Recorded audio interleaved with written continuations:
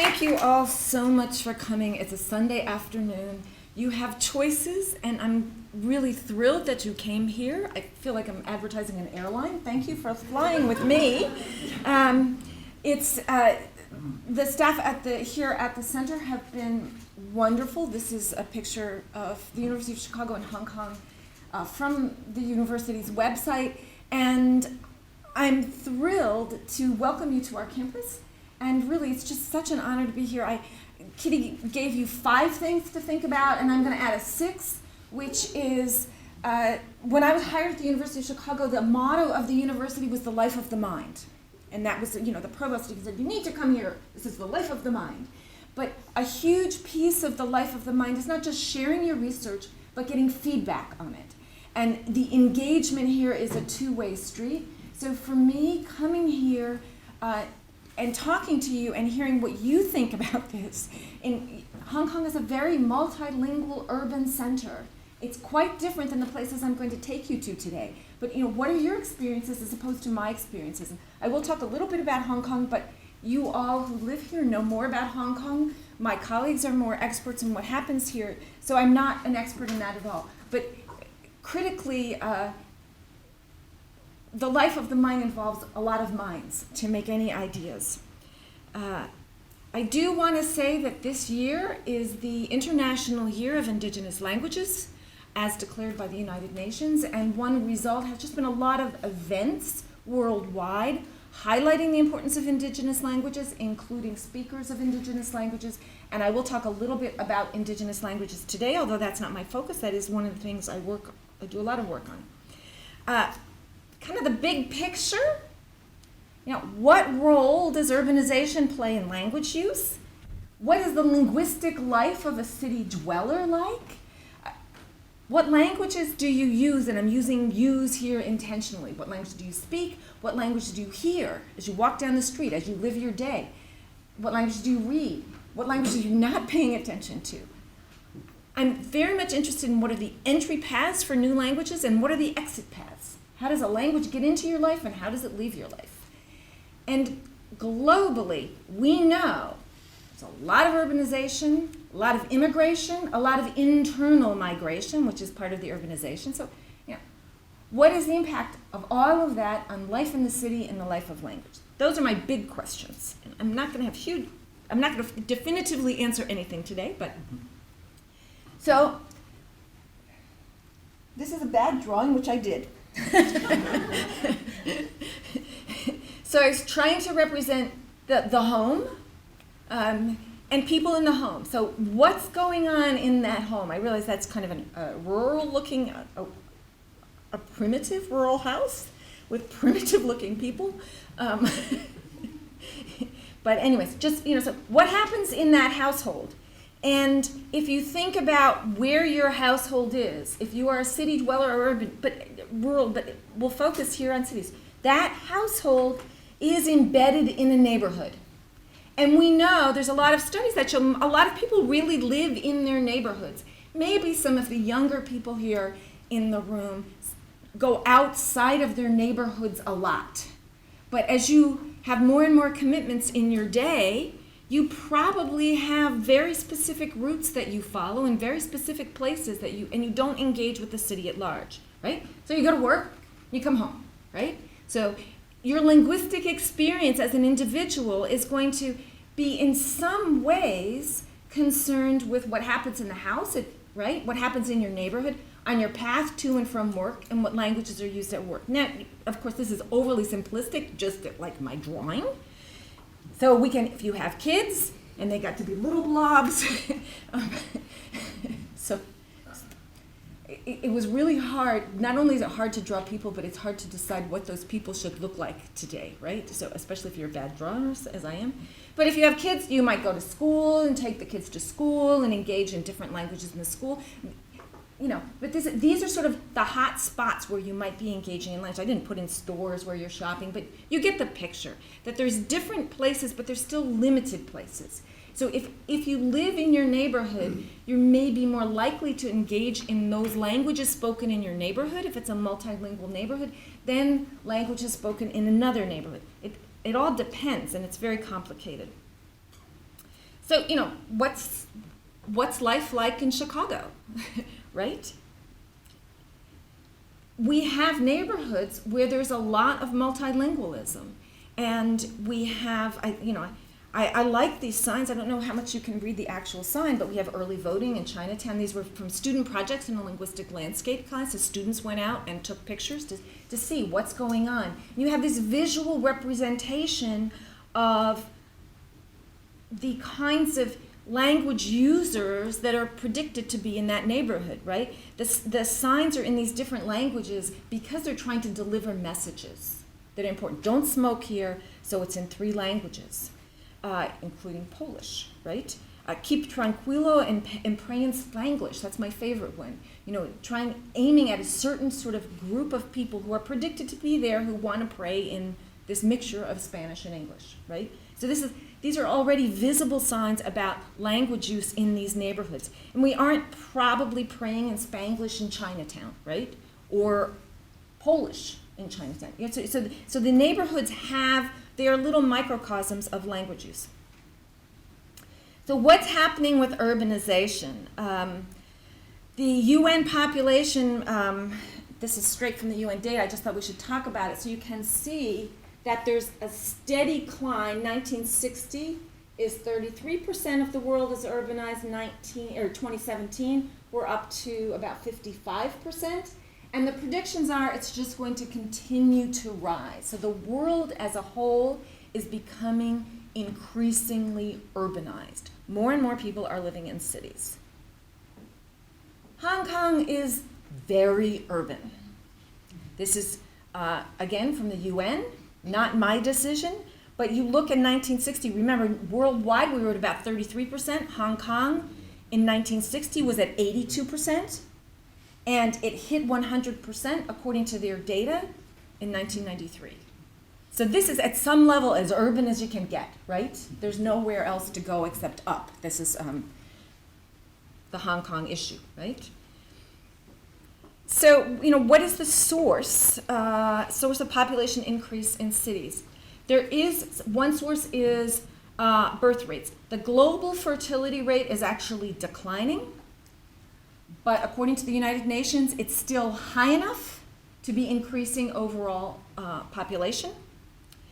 Urbanization worldwide, I thought I'd give you some statistics here. So it's highest in Northern America at 82%. Latin America and the Caribbean, 81%.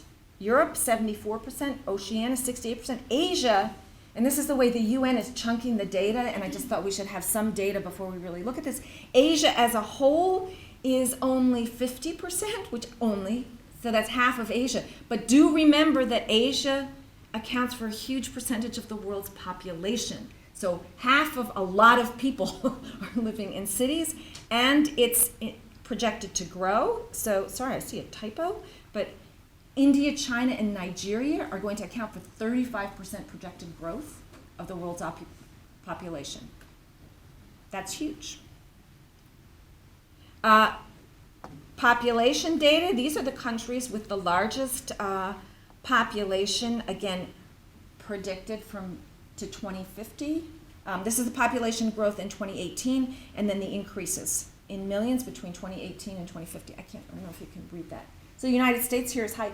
China is actually predicted to have a decline, but there's so many people in China that a decline in growth can still be, right? So you sort of see the overall picture. Population size is increasing and urbanization is increasing. So more and more, in terms of sheer numbers, more and more people are going to be living in cities. Now I'm going to give you a little sort of baseline measurement about how I, as a linguist, view the world. I view it through languages, and a big question, if we have all these people, how many languages are they speaking? The honest answer is I don't know. There's a counting problem, but we're going to pick a number. There's a huge counting problem. But we're going to pick a number, and there's a couple of resources. Probably most linguists will at least look at a resource called the Ethnologue, which is online. They will look at it and complain about it, but they will use it anyways, and so I'm going to do the same thing.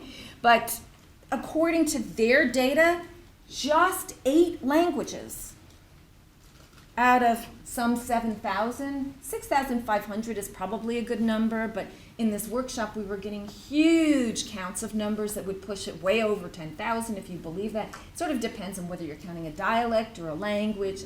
A lot of those decisions are not linguistic, they're political, they're social, right? But only 8 languages out of that, whatever, 6, 7, 10,000 are spoken by 40% of the world's population. 18.7% of all of those languages are spoken by 98.9% of the population. So we have a very small number of languages, no matter how you count. Broadly speaking, a very small number of languages are spoken by a very large number of people, and then there's a whole lot of languages spoken by smaller numbers. And we estimate, and I honestly don't know if this is true, but we're estimating that we're going to lose between 50 and 90% of the world's languages over the course of this century as speakers give up their mother tongue and speak a majority language. And that's what's going on, and this is something of interest. You can be upset about it, you can think it's a good thing. I'm personally upset about it, but I'm a linguist. I sort of want to be more neutral about that and see just sort of what it looks like on the ground as we move forward. I also thought we should just look at what those languages are, because there's a big jump. So the largest language in the world in terms of first language speakers who acquire this as their first language, is Mandarin. Hands down. Look at this in millions, right? The second is Spanish by this count. This is the ethnologue, that's the reference there. By this count, this is the kind of number that drives English-only movements and gets people upset in the US. Obviously, English is not an endangered language. But you can see, and I put in Cantonese here, so you can see Cantonese does not make the top 10. There's a lot of speakers there, and I don't know if that's a very good number because I don't know that much about Cantonese. Most of you know more than I do. But it's how you slice or dice. Are you a lumper or splitter? Do you put a whole lot of things into Cantonese, or do you separate out Hong Kong Cantonese from mainland Cantonese or more local varieties of Cantonese? 80 million was the highest number I got, 73 million was the lowest number I got, but it's still a lot of people numerically, but nowhere near as many as Mandarin, right? So one thing you might be concerned about is, will your grandchildren be speaking Cantonese or Mandarin? Or maybe you aren't concerned. Will they be speaking English? Right now it looks like they'll be speaking some English, but who knows what's going to happen in the future? We'll look at that in a second.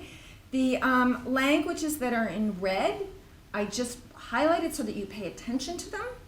And I also want to say that that number for Arabic is a bit of a fudge. There's not an Arabic language, so that's all different varieties of Arabic that are totaled together, so you get a sense of how many Arabic speakers there are in the world, because it's a lot. What's really interesting, I think, for us as we think about multilingualism is what happens if we add in L2. So the non-native speakers of languages. Then watch what happens. English soars to the top. Hindi is ranked number 2. Right? This is modern standard Arabic. So again, this is a fudge. This is not directly comparable to the other Arabic that we saw. But this is what happens. We have languages that are very important globally. Look what happens with French. French was number 14 in terms of of L1 speakers, but it goes up to number 4 in terms of L2. You can see what's happening and why these numbers, I think, this isn't random, right? The number of speakers has to do with birth rates, colonization, right? My ancestors were huge colonizers. They were Anglophones, and there were some Francophones in there, and some Germans. They colonized. And so we see that those colonial languages have spread, and they are used in languages of government in many, many places of the world just because of the way people moved around and seized power and land.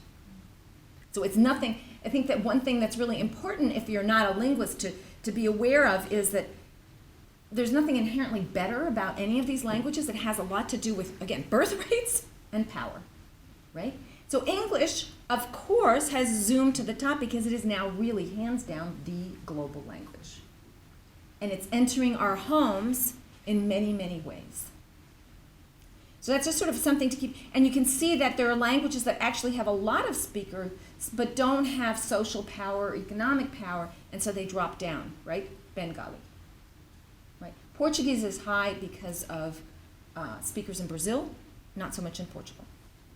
Of course, together, that's a lot. But.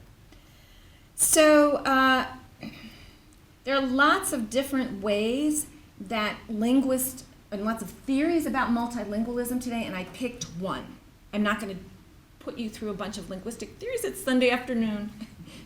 And the linguists already know a lot of this, and the rest of you probably don't care, but we need, so some things that are going on. One framework is superdiversity. It's a controversial framework and a controversial term, but it comes from the recognition of the fact that there's a tremendous increase in terms of migrants and changes in those categories in terms of nationality, ethnicity, language, religion, their motives for migrating, their patterns of migration, and how they get inserted into local labor and housing markets. And sometimes the perception is different than the reality, but those perceptions often drive a lot of political decisions that we see going on now in Europe, in the US, and pushback against some of the migration, right? So that's what's happening. And this is, I put this up here from a sign from Antwerp in Chinese that's taken from this article promoting the notion of super diversity. So one question is, do we really have super diversity? And it's something really worth investigating, because if you go back to my notion that we spend a lot of time as individuals in our neighborhoods, our jobs, you may not really encounter super diversity on a daily basis. So I do want to talk a little bit about cities, because I'm going to take you to a few that you haven't been to probably, or not, but I'm the only one here who's been to all of the ones we're going to. What counts as a city varies considerably. If Hong Kong is the prototype of a city, right? 100% urbanized, very dense population, very, very urban, a lot of concrete, right? The place I'm going to are less city-like if we compare them to Hong Kong, but locally, they may be defined locally as cities. And when we go to the Arctic, the cities are quite small compared to the south, and sometimes perhaps it's more appropriate there to talk about urbanism and an urban lifestyle versus urbanization. Those of you who live here may have very strong opinions when you see these cities. So what's the South? The South depends on your perspective. I'm going to give you mine. So here's the North. So is this weird to look at? I look at this all the time and I get so used to it. Here's the North Pole. So here's Greenland, and we'll go to Greenland. This blue line is the Arctic Circle. And the red line, if you look, the number of people who live above that blue line is quite small. So the Arctic Human Development Report, which is where I get a lot of my data, it defines the Arctic pretty much according to the red line here. There's a green line, which is a different data set, but there's huge overlap. And this is where the population pretty much lives that's in the Arctic or the far north. They have a lot of commonalities of experience, very low temperatures. We'll talk a little bit about that, not a lot. And but sometimes just being inland, if you're inland in Siberia, it can actually be colder than the coast of Greenland. So from their perspective, and I work there, everybody who lives south of that red line is in the south. This means that Chicago is the deep south, Ottawa is southern, and people even talk about, in Norway, people talk about, those people living in the south in Oslo. Or they say the Denmark is so far south. So there's this attitude. And so that's the south. And I'm going to take you to Greenland I'm going to take you to 2 short trips, and then we'll go on a longer trip. So first we're going to go look at urbanization in Greenland. I picked Greenland because I work there and I care about it, and also it's an island, Hong Kong, right? So I'm trying to think about how this fits for you. But this is a really different island, right? You remember where it is.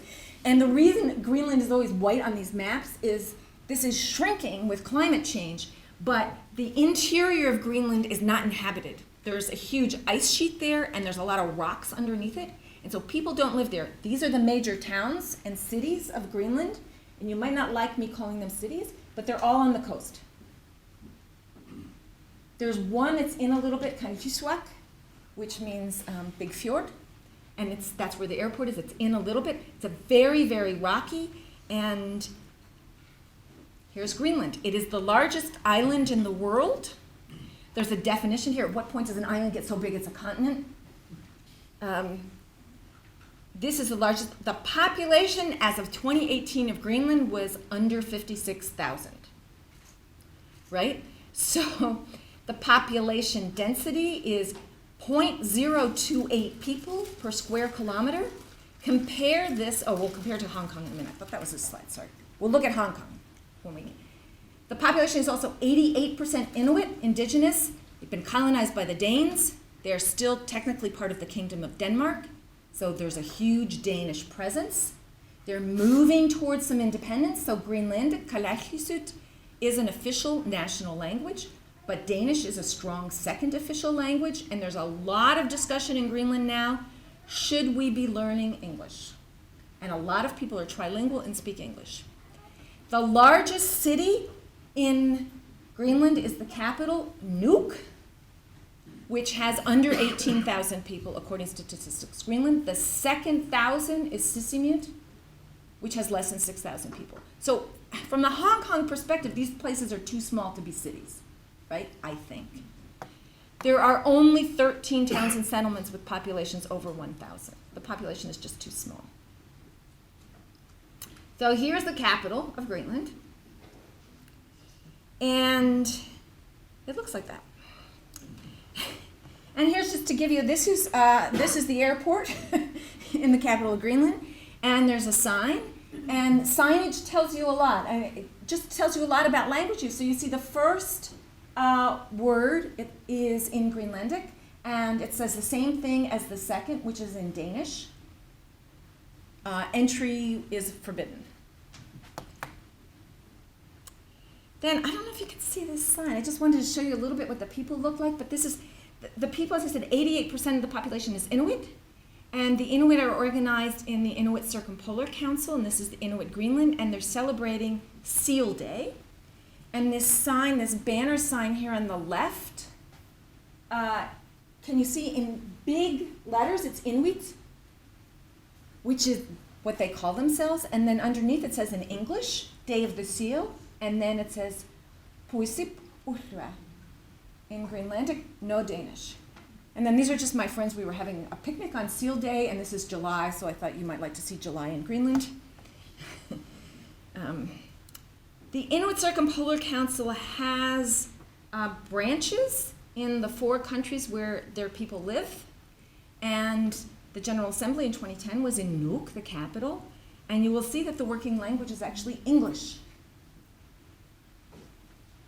So that's in English. You can also sort of look at the semiotics of this sign. We see the flag of Greenland, the flag of Canada, the flag of the US, and the flag of Russia. These are where the Inuit live, but there's no flag of Denmark. Also interesting. So big towns in Greenland. I don't know if these colors, this is all color-coded, but you can just see, here we've got Nuuk is the only red one, right? And then we have these lot of people living in little towns. But the experience in Nuuk is highly international. So that people on the ground in their daily life hear Danish, they hear English. You saw some of the signs. I'm not going to go into a lot of the signs. If you look like me and you're in Greenland, people come up to you and they first speak to you in Danish, and then they speak to you in English. And even if you answer them in Kalaallisut, they can't believe that you speak Kalaallisut because I look wrong. And so they switch, right? If I'm out in one of these smaller towns, then they get very excited that somebody who looks like me can say anything in Kalaallisut, and they will speak to me. But otherwise, they just kind of don't believe it. I've been working with people in Nuuk, and they insist, and we've started doing some studies, they're using more Danish, they're code mixing Greenlandic and Danish. You saw a couple of those Greenlandic words. They're really different than Danish. Danish words are really short. They're like English and even shorter, really long. They're making their Greenlandic words shorter. So we've been doing some initial studies to see what's happening with language. Why do you care? One of the things that's happening, and I'm going to keep kind of coming back to this, but as we look at this picture of the Arctic, you know about climate change. All of the Arctic sea ice is melting, right? This is opening up the Arctic coast.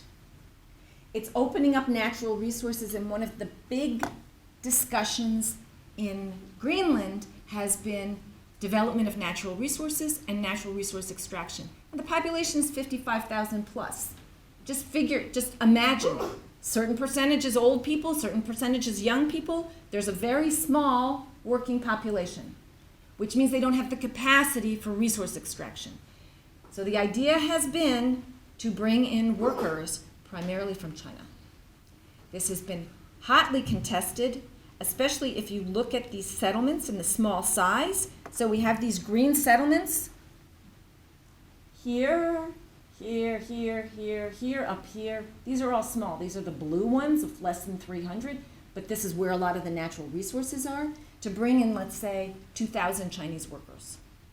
Think of what that does that would do to the local population dynamic.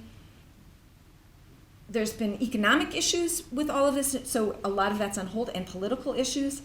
But in 2017, a WordPress article announces first Chinese workers arrive in Greenland.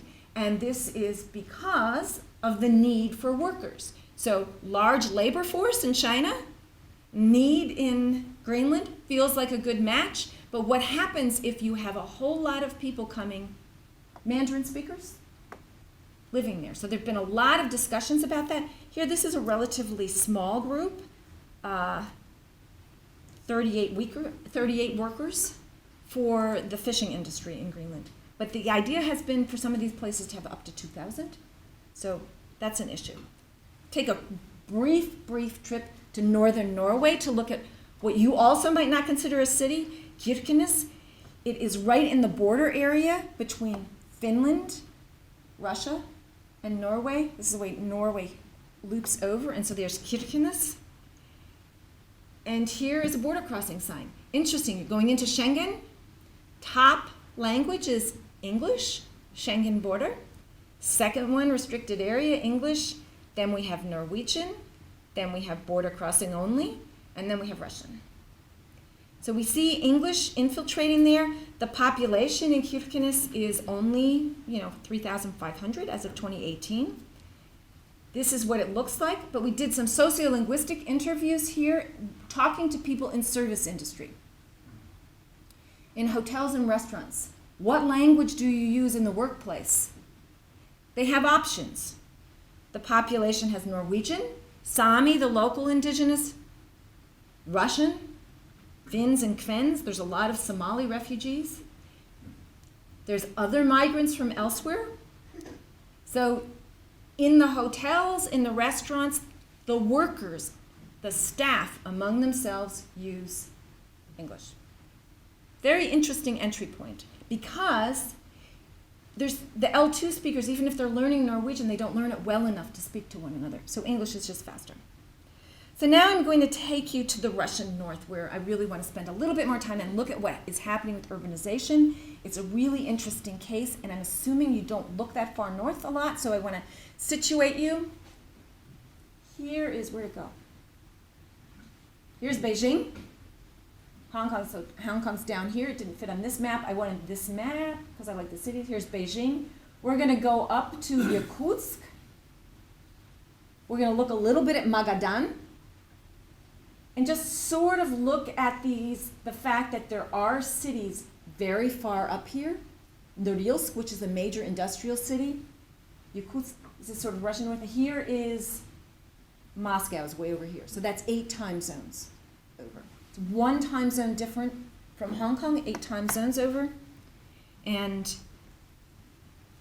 my question, your question, why do you care about something that's so far away? You should very much care because of what's going on in the Arctic. And it has to do once again, with the opening of the northern sea route here, access to resources there, and the fact that we don't have international treaties governing the Arctic. So this is why sometimes you'll read in the news that Russia has put down a flag claiming the North Pole is theirs, and then the US claims it, and Canada claims it, and all that. We don't have treaties. We have treaties that have negotiated Antarctica, but not the Arctic. So there's a loose confederation of the Arctic states called the Arctic Council. They don't make policy, but they advise the national states.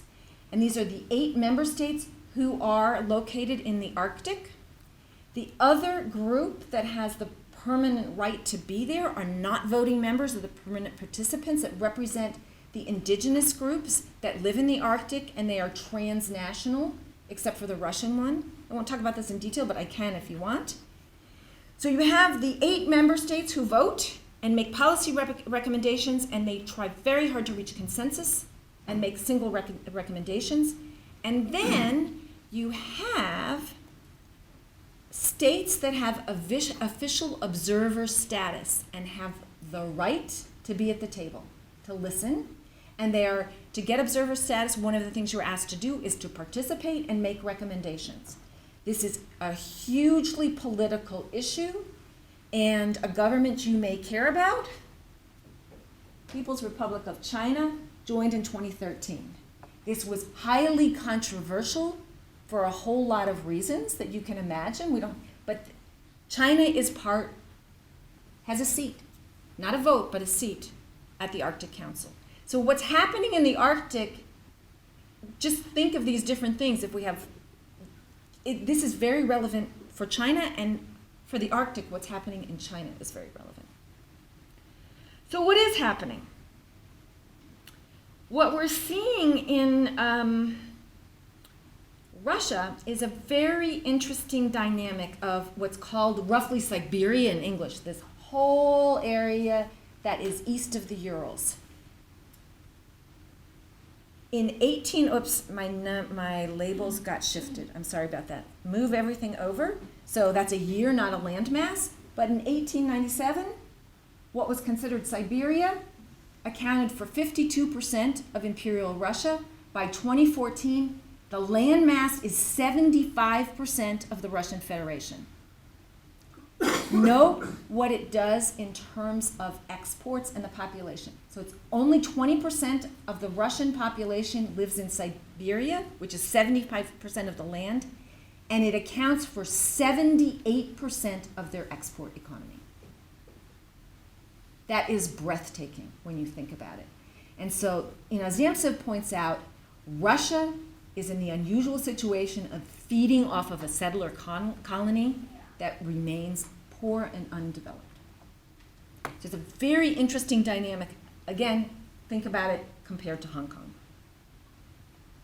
So what's really happened in the Russian Arctic is that, these slides are probably reversed. Yes. So what we had in the Arctic was a very artificial development of an artificial settlement. The Soviet government moved people out there using forced labor camps, the Gulag, which you've heard about, and a lot of incentives to get people to move there, to rapidly industrialize. So by 1990, just before the breakup of the Soviet Union, we have a high percent of the gross domestic product going to these subsidies, and 9.5 million people live in that part. What happened, here's the slide, with the collapse of the Soviet Union, all of these subsidies disappeared. There was economic catastrophe. So an indigenous group that I work with, the Evenki, had unemployment rates of up to 90%. I was there in 1998, and people were just hungry. So this is a picture of one of the Evenki villages, and those big barrels are water. Because there's no potable water in this village, they bring down pieces of ice from the mountains and let it melt in the barrels, then boil it and drink it. That was in the 1990s. Actually, that was in 2008 that I took that picture. So one of the things that this economic collapse did was it resulted in a lot of migrations. So for a lot of the sort of going in and out. People left as quickly as they could with the collapse of the Soviet Union. But 1993, however, people are also moving in. For every 10 people who left, 6 people moved to the region. So you have this movement of people, and this is sort of the new neighbors, right? This change with 8 people coming in for every 10 people leaving in 2009. But one of the things that happened is where they moved to changed. So remember that little place I showed you on the coast? Pay attention to Magadan. It had a huge number of what are called ghost villages. These villages were artificially built in very difficult conditions, and people just left. So by the 2002 census, they had 62% of the ghost villages throughout Siberia were in Magadan. Just people have been to these villages, there's just complete empty space. The urban population declined in Magadan from 326,000 to 1,500, so by half. Rural population just plummets to only 7,000 people. And so we see huge changes in the demographics. So let's go and look at a couple of places, and then we can open up for some discussion. I want you to pay attention to Yakutsk. If you know Russia at all, you're going to wonder why Nizhny Bystyak is there. And we'll see about that. And I also pay a little attention to Beryozovka, which is the place we'll not go to immediately, but we'll get there, sort of. So what we have in this Republic of Sakha, right here, this gray area, this dark gray area, is high levels of multilingualism, with Russian as a national language. The local language, Sakha, which is Turkic, is unrelated. Then we have local indigenous languages, and we have a bunch of immigrant languages. This area is huge and sparsely populated. So it's roughly 6 times the area of France. Huge percentage of the Russian Federation. And look at it compared to Hong Kong. The population density in Hong Kong, 6,785 people per square kilometer, whereas we have 122.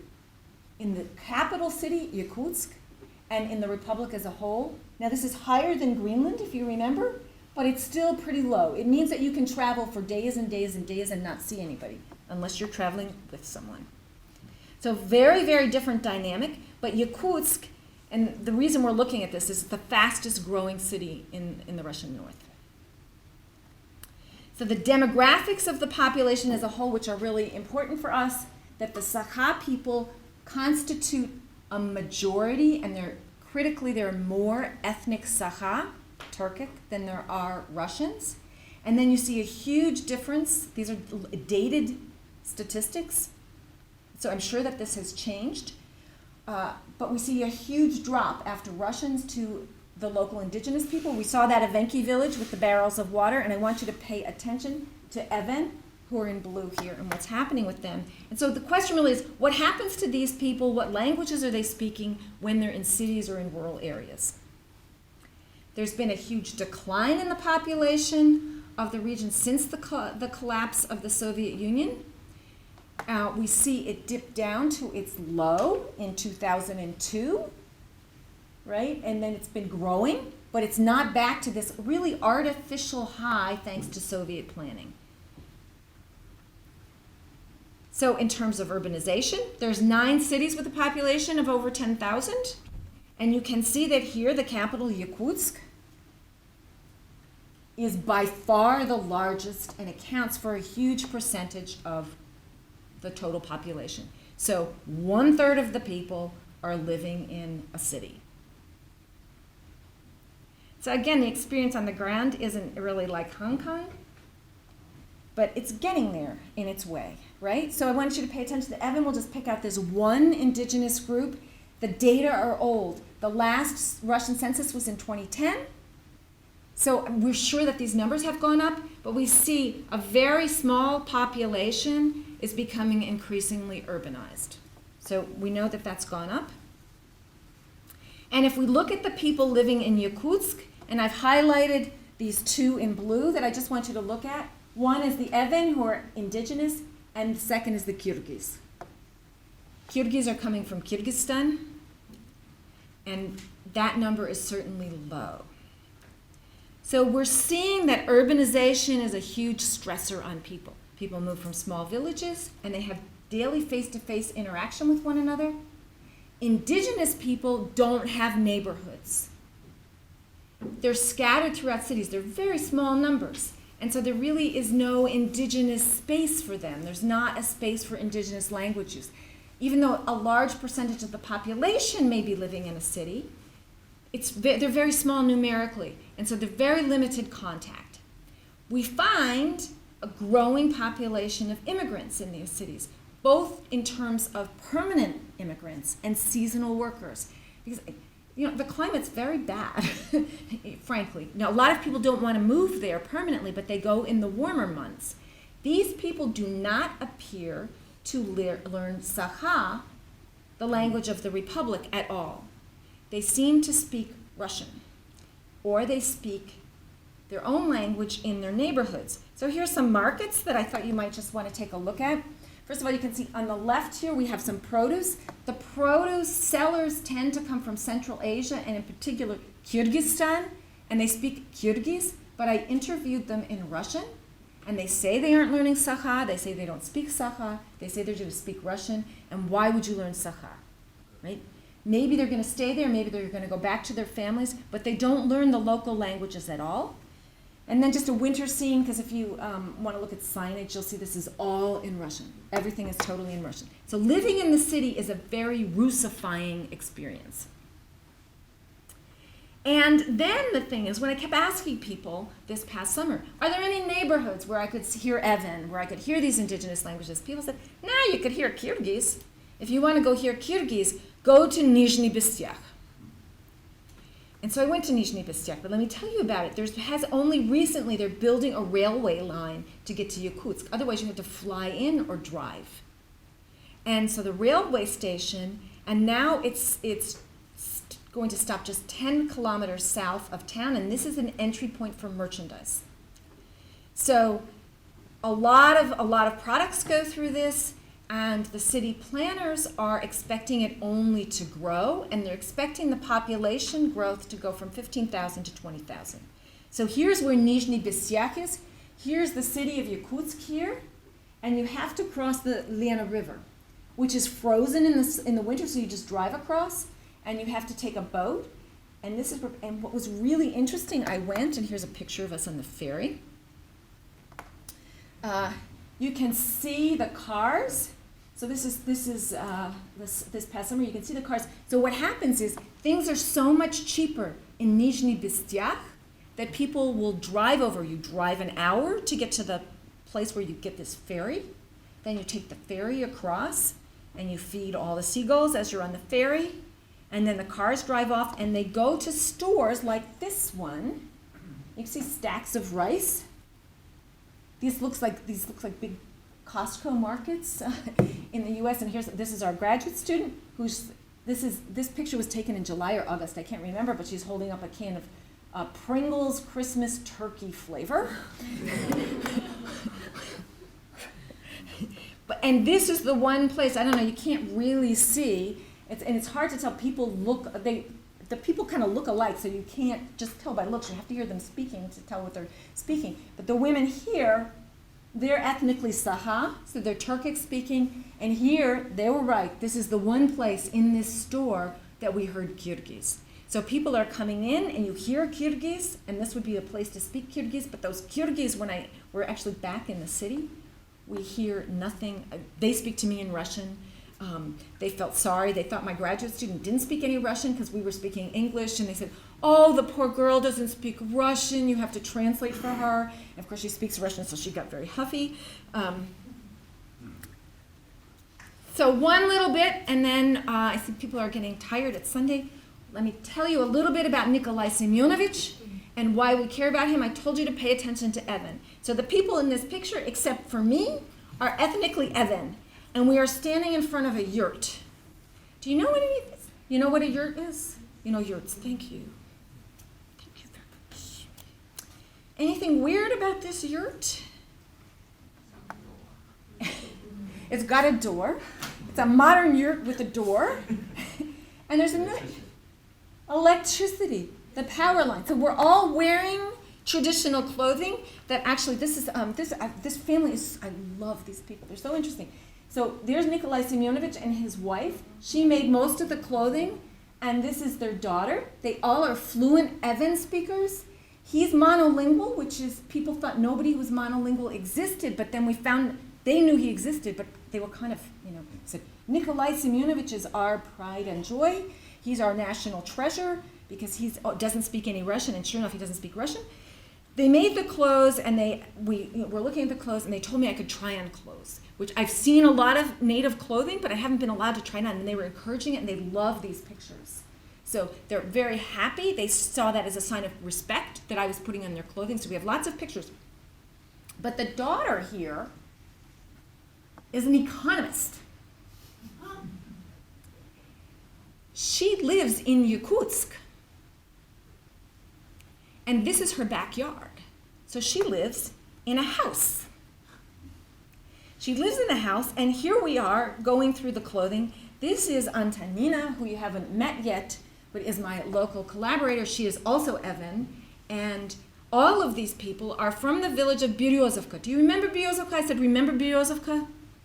Do you need to see it? You're okay. It's far, far north. Antonina wrote me last night because we're going to Beryozovka in 2 weeks.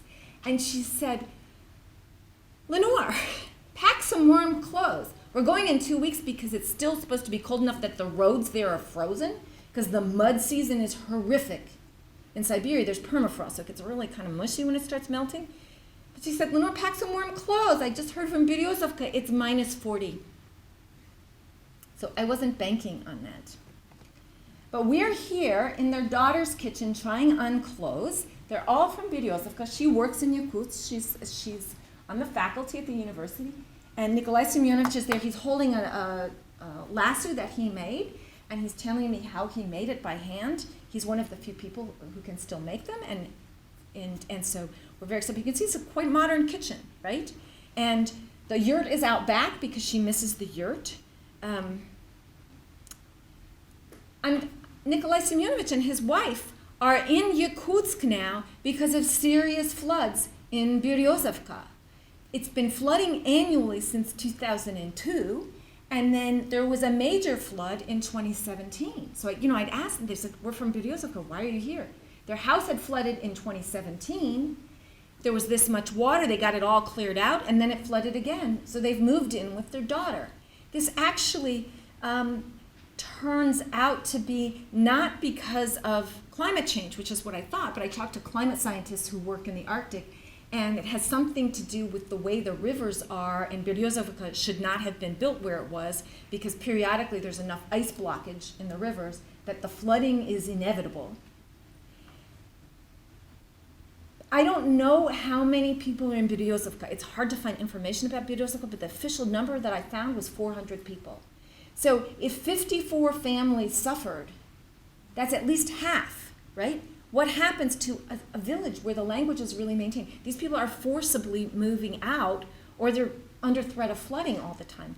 So we can see that there's things that even you might not be thinking about that are going to cause urbanization, which are going to have some sort of effect on language and people's lives. So there are places for indigenous people in Yakutsk, but they're kind of funny places. So this is the Festival of Northern Peoples, and indigenous people from all over Sakha came to it. This is this summer.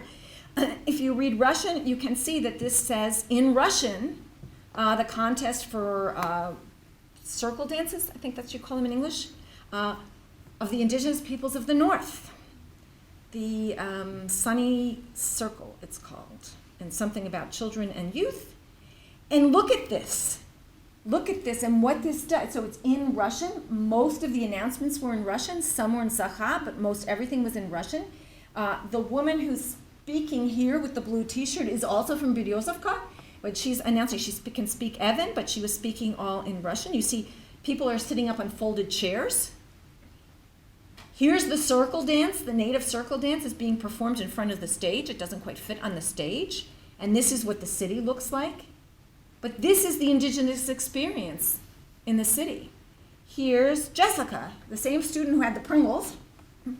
And here she is. We're celebrating the culture, sort of, right? So if you, I don't know if you do this ever, but these are sacred things. You make wishes. You tie a piece of fabric or something, and you'll see these trees all over Siberia. But this tree is not growing. This is a branch. I mean, this is actually, we're so far north that that's what trees look like. We call them dwarves. But this is the downtown square. That, a branch has been sort of stuck there, and this is to give people the sense of it. And here's a city yurt. A winter yurt is covered with reindeer hides, but this is set up to give flavor. But it's the culture has already become sort of an exhibition culture, right? It's being transported to the city. You can see we're in the city. So rural or urban. I think you can tell which of these reindeer are out in the rural area, and which reindeer is living alone in Yakutsk. Poor guy, right? There's the power lines in the back. This is by the Museum of Permafrost, which is an interesting place. So one question that I've sort of been hitting these entry points, but I didn't talk about one of the major entry points that I want to talk about and conclude with, which is social networks and media. So when I was in Yakutsk this past summer, the Sakha people are very concerned about loss of their language, even though they are the majority population, that they outnumber at least everyone else if they aren't more than 50%. And what they said, that is even in the villages where Sakha is spoken, the kids are learning Russian, the little kids are learning Russian through YouTube. They specifically said YouTube. And maybe you're not surprised by this. I was surprised. Maybe I'm so old that I wasn't, that I'm surprised. They said all the YouTube content that's geared for kids is in Russian. And so these kids are sitting in their homes, and if they don't have laptops, they all have cell phones. They're watching YouTube in Russian. Even if it's a monolingual Sakha household and they go to a Sakha school, they're learning Russian before they get to school through YouTube.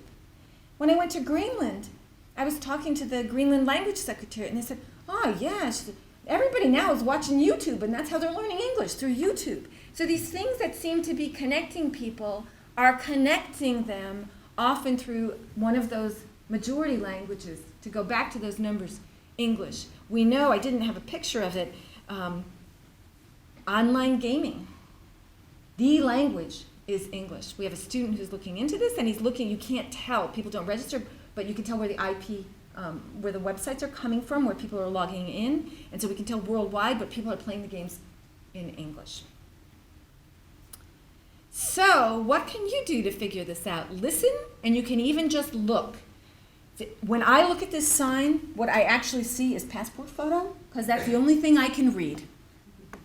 My husband, I'm very sorry to say, and I shouldn't, we're videotaping, so I shouldn't say this, I hope he doesn't watch the video. My husband is profoundly monolingual.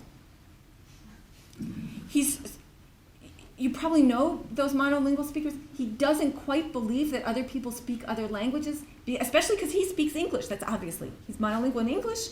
And so he kind of thinks, since he speaks English, that even if they're speaking something else, that they're translating it into their heads in English, right? He just so profoundly doesn't get it. And he's a physicist. He's not, he's a very smart man, but he just tunes everything out. And when we're in any foreign city, I'm multilingual, varying levels of multilingualism in different languages. My children are multilingual in different languages. At least I had some success there. But my husband, and you walk down the street, and he doesn't even, I'm not talking these kinds of signs, which are opaque if you don't know the writing system. I'm talking about Paris. He can't find the subway in Paris because it's not called subway, right? He shuts out the signs. I find it's extraordinary. Like he'll say, how did you know that subway station was closed? I said, I read the sign, right? So he shuts that out. And I think that as we walk down the street, and as I was looking at the pictures, this is from one of our students from this linguistic landscape class, I also realized, I look at this and all I see is passport photo. Because I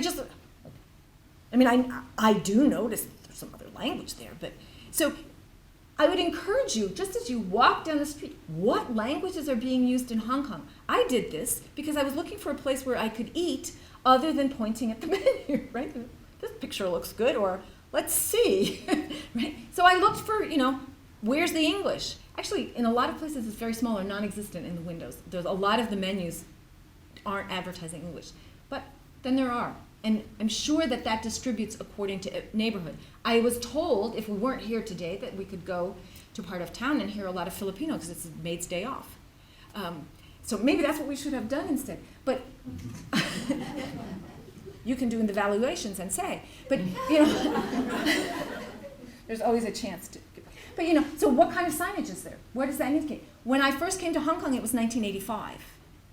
And I feel like, I wish I had taken pictures then, but we didn't have phones that did that then. The phone stayed on the desk, right?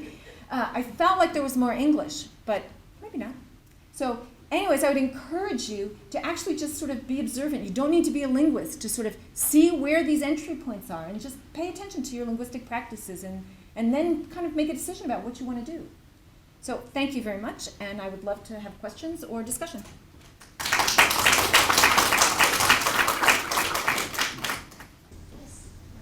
I used to live in Alaska. I did for a couple of years, so I have a feeling of what it's like to live in the Arctic and how isolated different communities are. I went to a really small place they called Chicken on the map. And it was the biggest place for 150 miles in any direction. And you had to follow the dirt road and look for mileposts. And we couldn't find it. And then I saw a little dirt road off to the side. I said, well, why don't we try it? And we found the town, 2 buildings.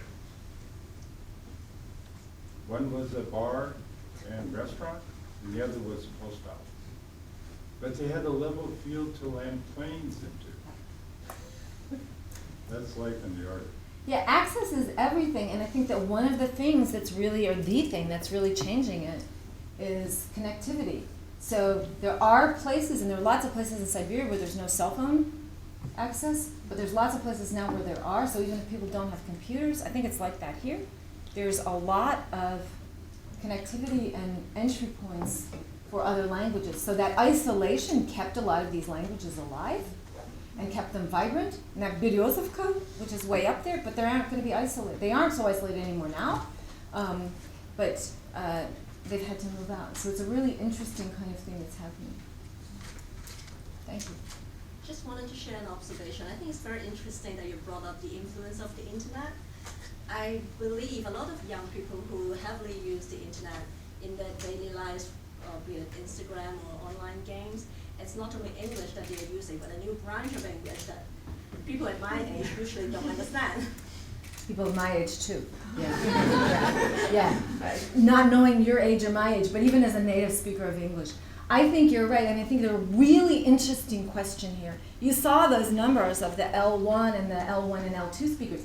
What is that doing to English as we have? I mean, I'm speaking to you in English, and you're speaking, some of you, it's your first language, some it's not, right? What's that doing to English, and what's English going to look like?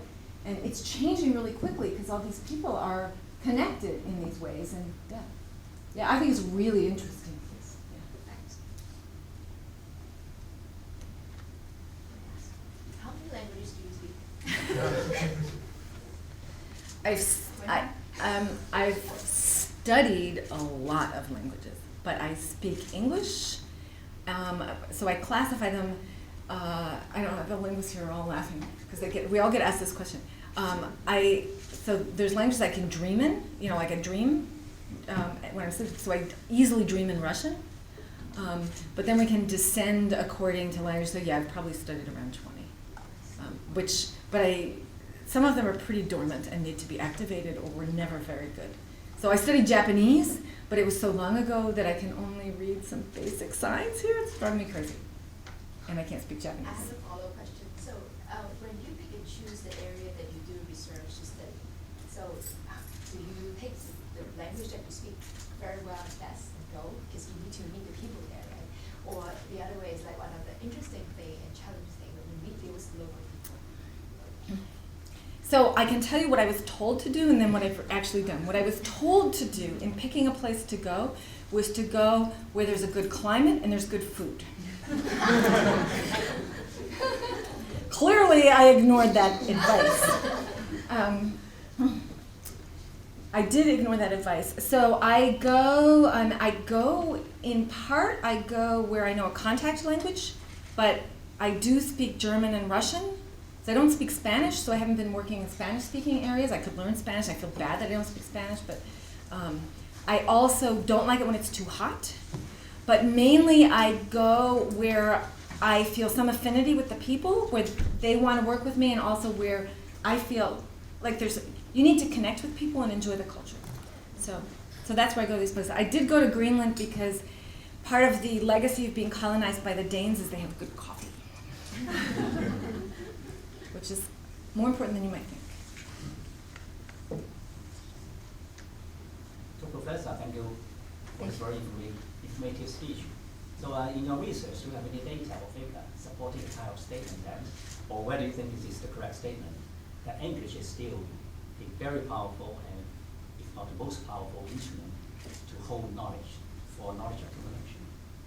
No, I actually think that any language can hold. But comparatively speaking, is English still the kind of leading thing? English is leading in terms of global connections. So that's where it's leading. It's easier to talk to somebody, and you're more likely to find, wherever you go, you're more likely to find somebody who can speak some English.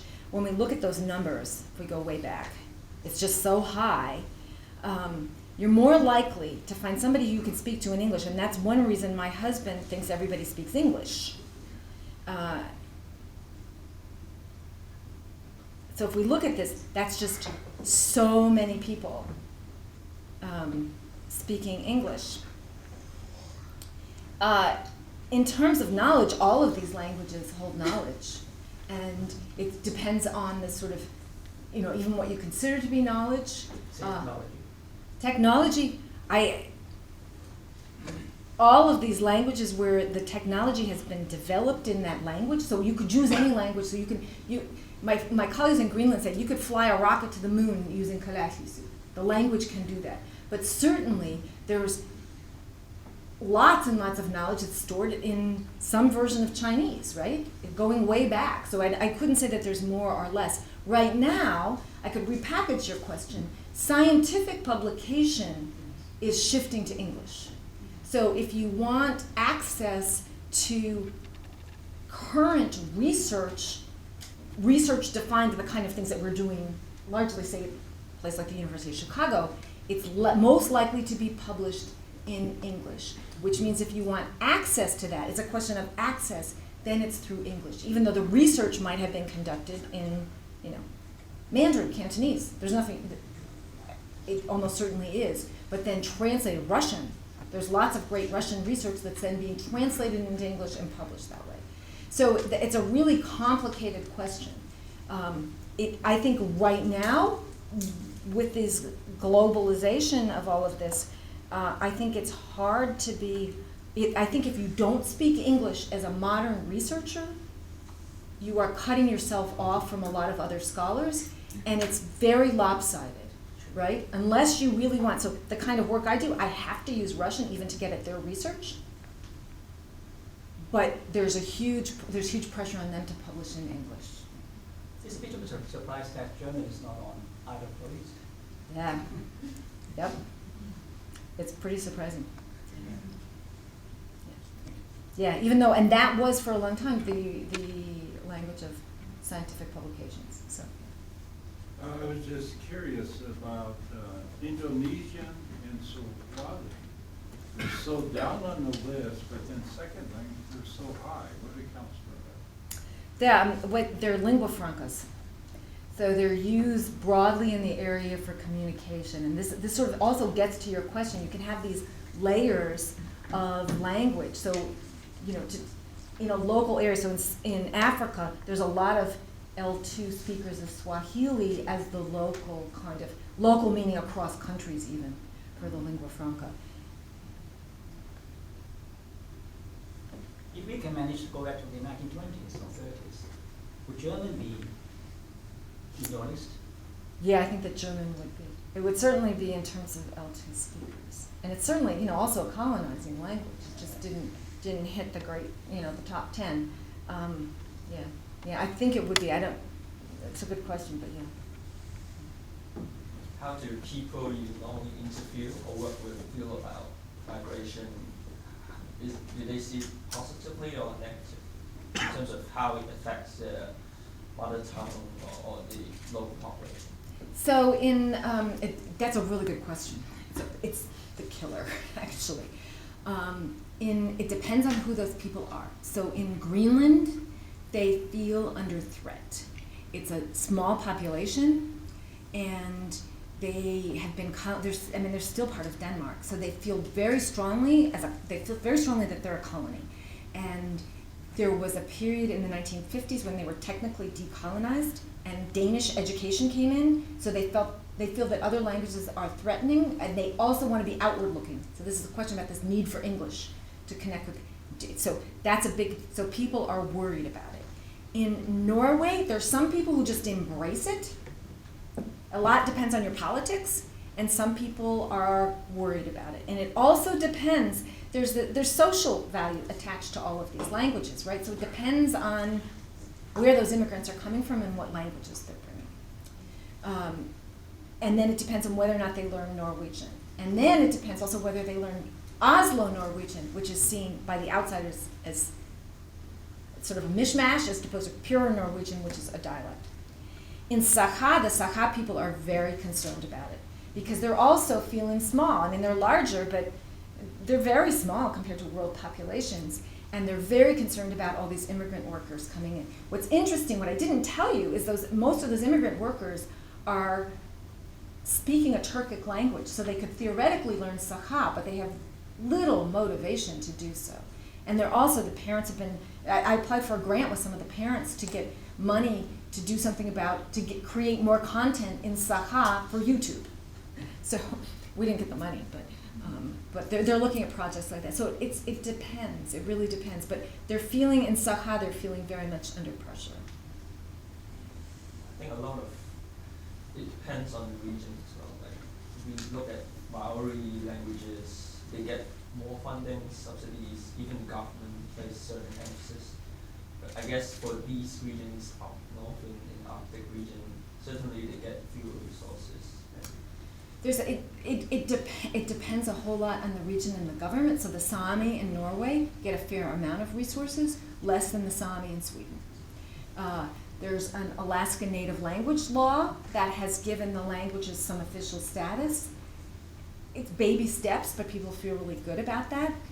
In Canada, you have an Inuit population in Canada, and they get subsidies per capita for the Inuit language, but they get less than the Francophones, even the Francophones living in the Inuit regions. So there's governments prioritize these things, yeah. It really varies a lot. I don't know, I didn't see, I don't know, L1 or L2, but you didn't mention Tagalog. No, I should have. If I thought about it, I would have. Yeah. Do you know how many Tagalog It's not on your speakers? list. I'm just looking at What's 45 million L2 speakers. And given the emigration pattern of Filipino workers around the world, it would be quite an influential, and Filipinos seem to be very multilingual. Yeah. But given their spread around the world, it should be somewhere on the list, I think. Yeah, it should. I mean, that's a really interesting. Tagalog is an interesting one, and how many of them are also According to Wikipedia, applying? there's 28. Well, in 2007, there were 28 million native speakers and 45 million L2. Yeah, so they didn't make my list because this list doesn't. You'll see the drop here. So I was actually just looking. I wasn't going all the way down. There would be 11 or 12 in the two rankings. Yeah, I wasn't hitting that ranking. But it's if I had understood the importance before I come to Hong Kong, I would have included them. That's an interesting. A lot of them speak some English too, so it will be interesting to see what they do as they go around the world, what the effect of Tagalog is, because the real question is, who are those L2 Tagalog speakers? They're probably not a lot of people living in the U.S., right? Because, I mean, Filipinos are becoming very prevalent in healthcare services, in nursing, in construction in the Middle East. So Yeah, but in healthcare services, I bet they have to learn the local language where Well, they yeah, are. yeah, but as an The L2. construct, yeah, as an L2, yeah. This L2 speakers schedule is quite interesting. So I think what you mean is they use this as their second language to communicate with others. What I understand Tagalog to be is, in the Philippines there are so many dialects, and Tagalog is their lingua franca dialect. So these Filipinos, even if they go all around the world, they are speaking Tagalog among themselves. They are not speaking Tagalog to their employers or to their patients or the doctors or anywhere like that. And it is like, you could say, like in the past, when you have, let's say, Chinese laborers or what, they get exported to Chinatowns or build the railroads and all that. Among themselves, tin mines and all that, they spoke their own dialect because they would be recruited by their dialect group, and then would interact with other groups. When they interact with other groups, they might use another Chinese dialect, depending, what the population was like, or they might use a totally different language, like Malay or English or Pidgin English or what, to communicate out. But they didn't, so I don't see that Tagalog, even being an L2 speaker language, is going to be a universal communication language, because it seems like English and is used in that way more internationally. Hindi also is a dialect that is, because in India there are so many dialects, and then that is the communication dialect among everybody. That's my point. So I don't see any hope for Tagalog being an international. No, I do agree. Yeah. Thank you both for that. So Yeah. so I'll say two things. Yeah. One, I agree that I doubt that Tagalog is going to be spreading as a language of wider communication around the world. It may have effects on local varieties of a dominant language. We do know things that, for example, in Southern California, I can tell you off the top of my head, Zapotec speakers go from Mexico and they work in Southern California where they learn Spanish because that's the lingua franca among the working population, even though the language is English, right, of the large, but they learn Spanish as the lingua franca at work. The construction, where they're farmer workers, and but those migrant workers go back to their villages in Zapotec, and they're bringing the Spanish with them. It's the Zapotec themselves bringing Spanish from the U.S. to Mexican villages. So that might be the Tagalog situation you're talking about. The other thing I have to say is I don't know what this L2 speakers mean, because it could mean anything. They self-identify, so they could be as proficient as some of you are in English as an L2, or maybe they can say, hello, what kind of coffee do you want, right? So we actually really don't know, but what we do know is the number of people that are claiming the language as L2.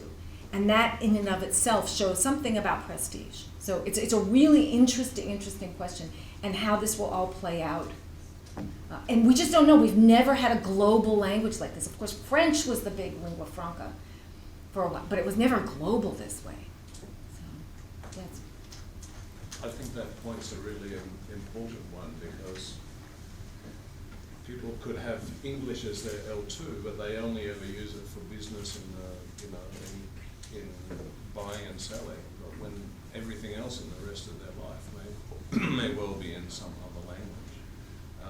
I was just going to mention to you that somebody mentioned repositories for culture before.